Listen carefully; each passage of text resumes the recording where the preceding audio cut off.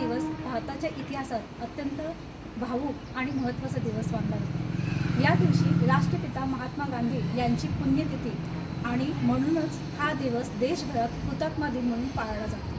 30 जानेवारी 1948 रोजी नथुराम गोडसे यांनी महात्मा गांधी यांची गोळ्या झाडून हत्या केली।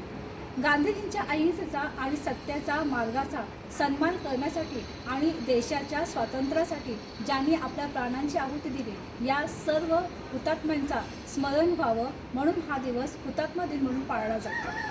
सकाळी 11 वाजता संपूर्ण देशभरामध्ये 2 मिनिटाचे मौन पाळले जाते। हे मौन सर्व ज्ञात आणि अज्ञात शूरवीरांना श्रद्धांजली म्हणून वाहिला जातो।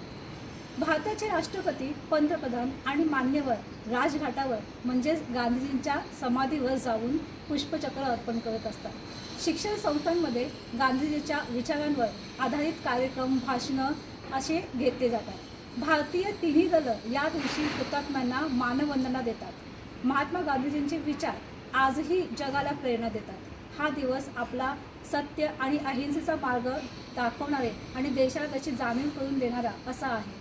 हुतात्मा दिनानिमित्त सर्वांना अभिवादन। धन्यवाद।